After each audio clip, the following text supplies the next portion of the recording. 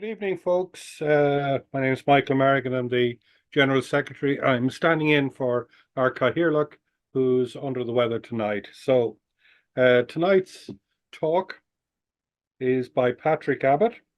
Patrick Abbott, former company director, former director of the Smiley Trust Services, and past worshipful master of the Unity Lodge 238 of the Grand Lodge of Ireland, in Dublin, second most senior lodge of Freemasonry in the world and the oldest still in existence.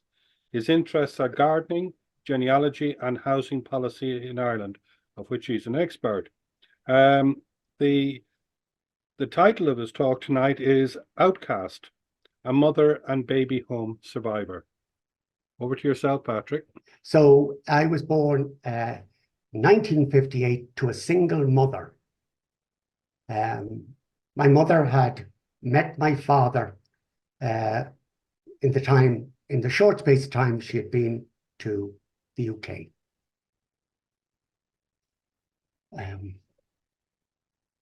It was determined after, very shortly, that it's possibly best that my mother and myself, be returned to Ireland, so that for my mother's sake, for my sake, for everything, for every other reason, to go there and be able to uptake on some services in Ireland.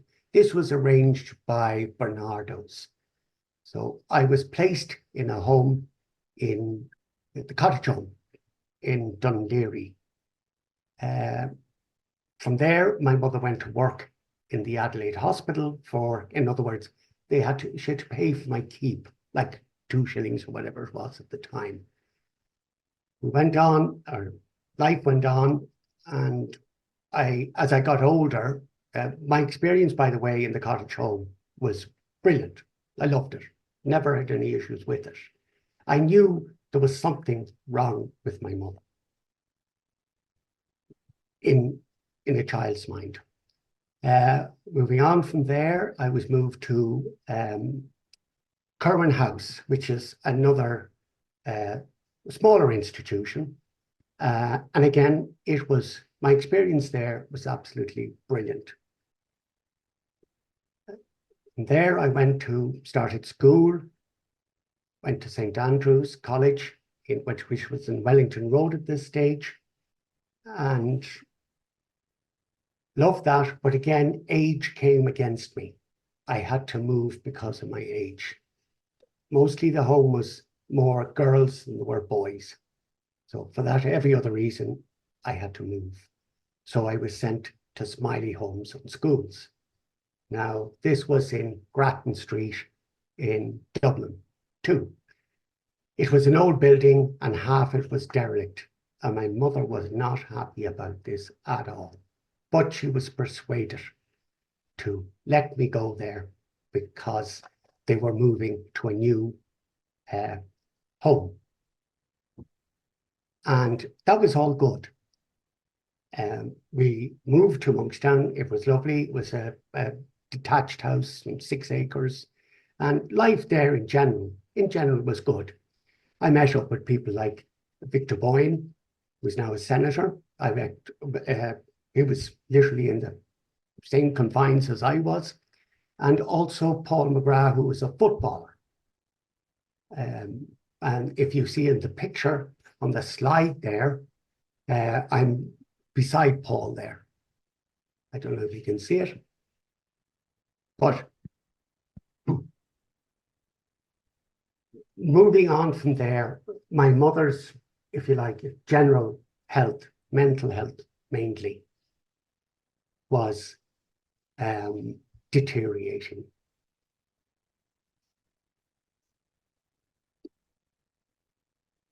And I was always a believer that a child's character was formed by its surroundings. It was one of my beliefs. My life today, I'm married with to my wife Siobhan, very happily married for 34 years. I have 2 sons, Stephen and Scott. We have a good life. Before I met Siobhan, I just started my own business, which continued for 35 years. I only retired in the last couple of years. In fact, after COVID, I decided to give it up. Even on my wedding day, I worked till 12 and was married at 2. It'll give you the idea how hard you had to work then. or some people have to work if you like.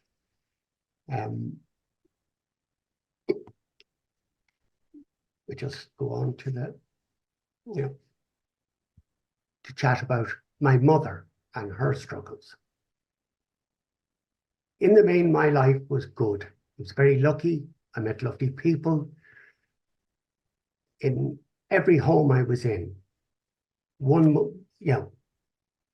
people who were either on the board of governors or whatever, one was better than, they were all just brilliant, if that makes sense. We're going to talk about my mother now for a second. My mother, by her late teens, both her parents had passed. One with cancer, and I think the other with some other kind of disease. But she was in the house having to sort of mop out these wounds, if you like, so on and so forth. This was a small farm holding, very small. She had 2 brothers, one older and one younger. 1 second.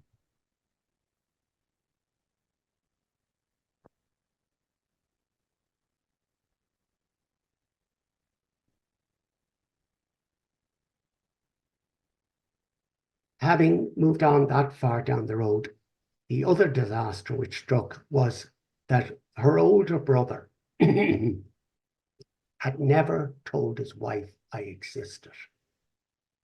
This added to my mother's, if you like, anxiety, big time. Not only that, but she was already being medicated for it, and it was not very easy to witness, the ups and downs with her insofar as her suffering because of all of this. Really, it hadn't been ever identified properly, I don't think. My mother lived most of her life in the YWCA in Dún Laoghaire, or some institutional setting. My mother never boiled a kettle, cooked a meal, travelled, or did anything like we all do. In terms of her living arrangements, it was either 4 bunk beds in a room or a tiny room. Her case would always remain packed against the wardrobe, never unpacked, never could put a picture up, nothing.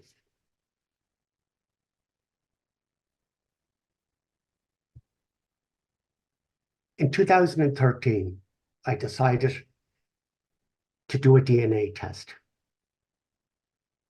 And this was because my suspicions were I actually possibly wasn't getting the truth. Having done that, I also did a full, if you like, life history on my own family, or my mother's side of family. And everything was, if you like, came up trumps and everything seemed fine and nothing was usually wrong or right about it.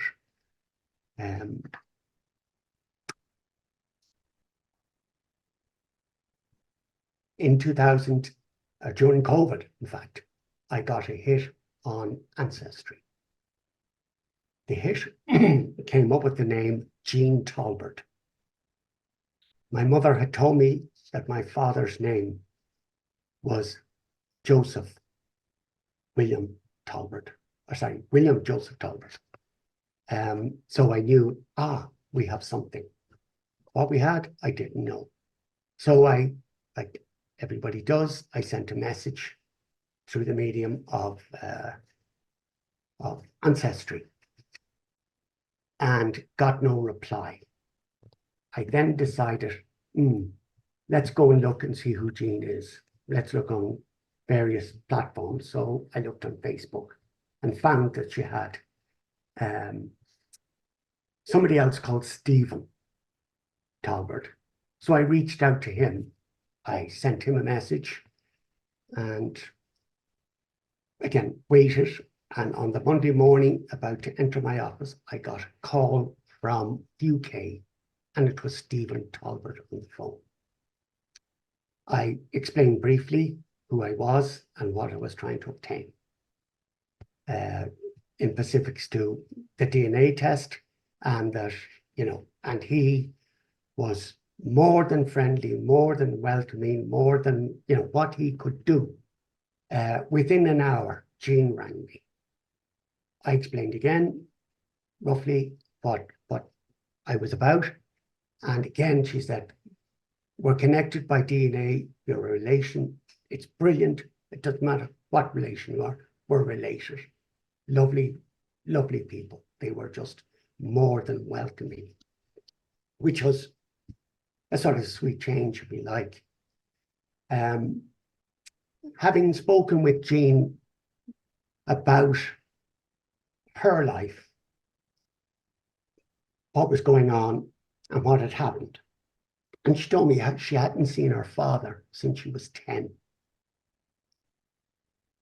And of course, that's, that was sort of a brick wall to me.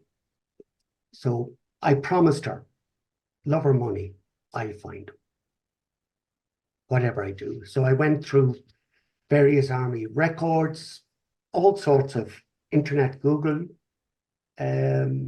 searches, everything I could do as a novice, not knowing really what I was doing, but at the end of the day, came up with Vital Check. And at that point, having put in the information, and I think I did it about 3 or 4 times and decided, and every time I got a return document, it didn't add up. In other words, I think all of you would know how it works in terms of putting in X and you get, Y after, whatever. This made me think that I need actually to reach out and get help. So my first thought was my friend, my dear old friend, Victor Boyne.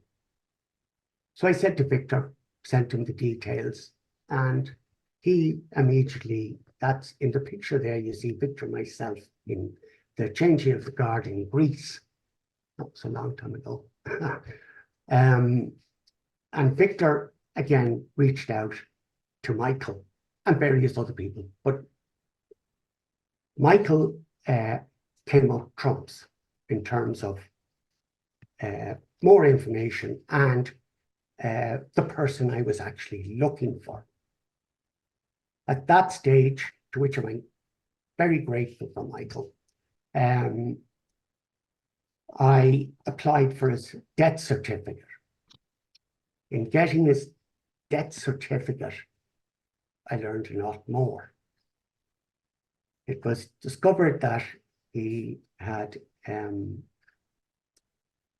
details on his death cert was suicide in a hotel room, Skid Row in Los Angeles.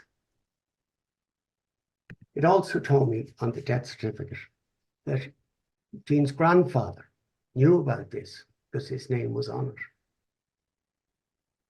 In other words, he was associated with the document. How that, whatever. And then I obviously looked more at the documents and names and whatever, and discovered that the coroner was actually the same coroner for Robert Kennedy, Marilyn Monroe, and the Manson killings. So that was just a by the way. At that stage, I decided that I would go to meet Jean and her family in Bradford. we're there. We met and I handed them a bottle of Bailey's Heat and a death certificate. Unusual present, but there you are. One of my first cousins in the new family was kind of doubtful of my findings and was, how could he had spent it. It was his uncle Bill, and he had spent some of his life looking for this gentleman who disappeared off the planet. We had a great time and said we would meet again.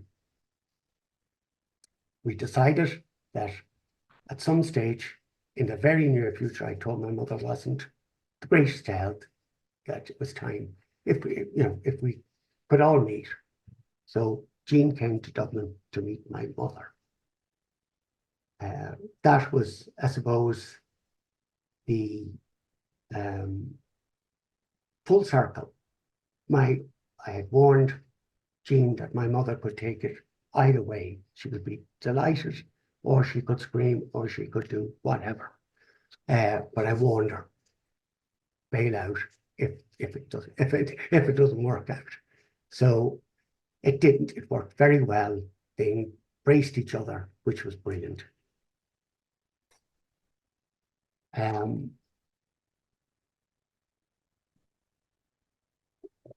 All of that experience, we were communicating through WhatsApp and learning more about my father, learning more about details, learning about Jean's life.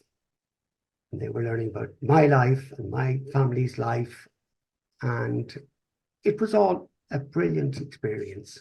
It was great to be accepted, if you like. Not that I'd any, to me, this is the way it is, When I'd be, just to go off course a bit, would be down the country, having secret meetings with my uncles, with my mother, because they couldn't go to my mother's married residence, if you like, because his wife, knew nothing about me. But one of my second cousins was quite upset about this and didn't like it. It'd gone on for long enough. Tell your wife and, clear it all. Unfortunately, that gentleman this evening is not very well, which he was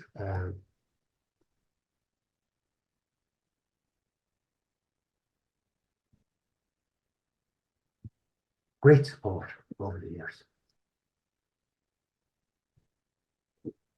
Now we need to go back on track.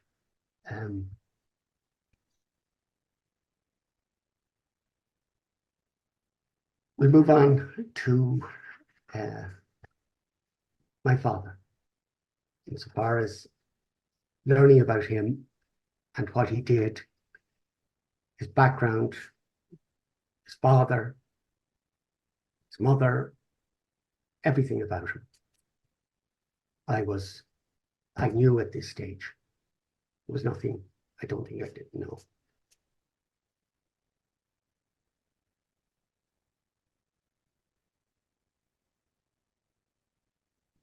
The house in the slide there is where my father would have been brought up with his family.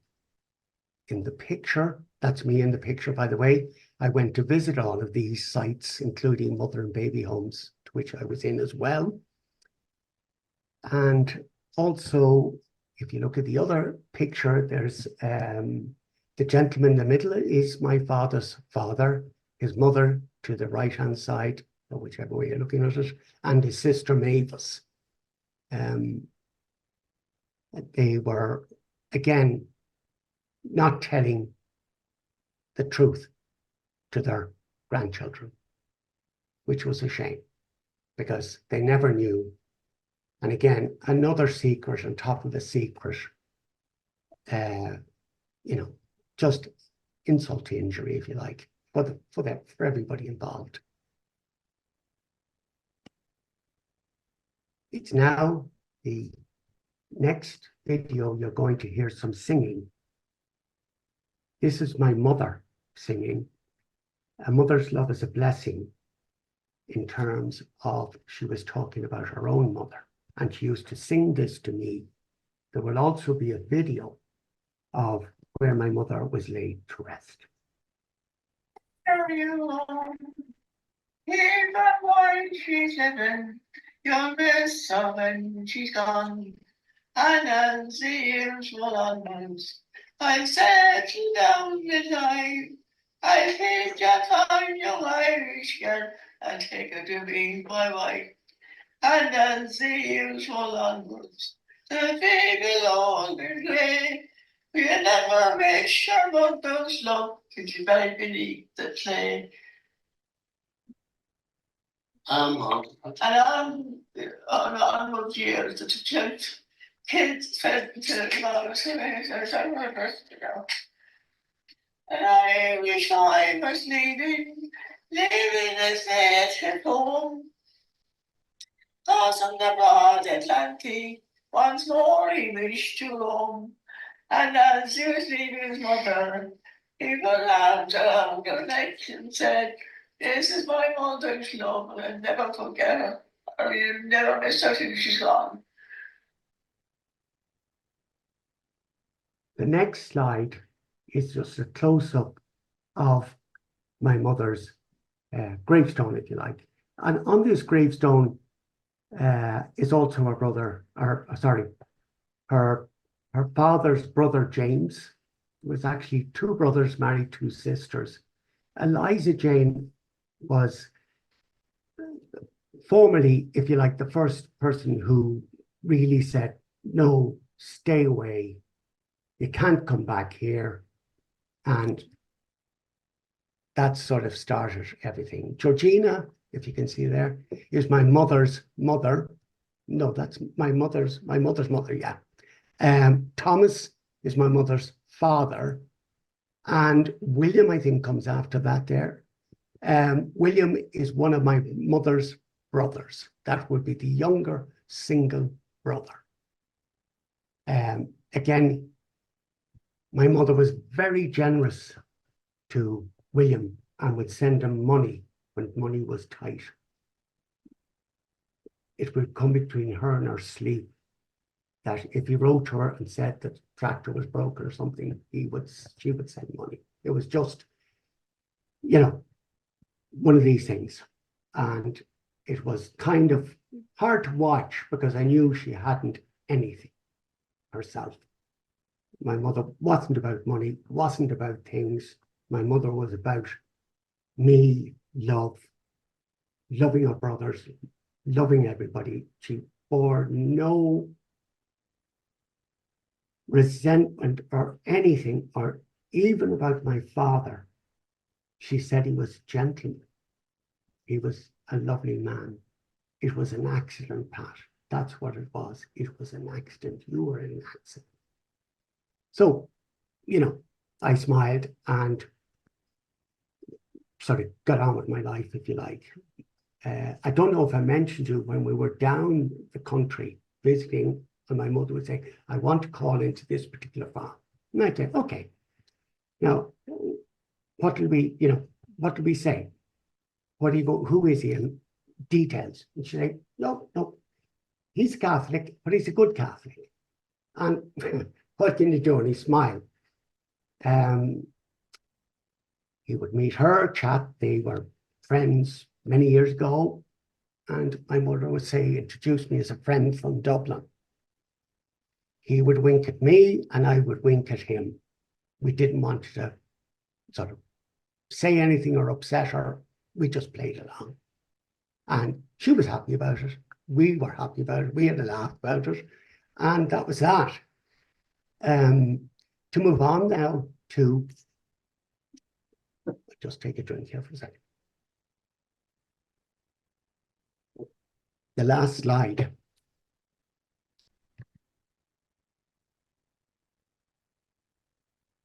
Abby Dixigo. Abiexio, sorry, it's Latin.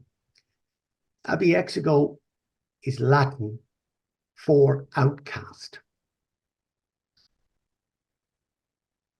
The reason when my mother passed, I knew everything was just a dog's dinner, if you like, for the greater part.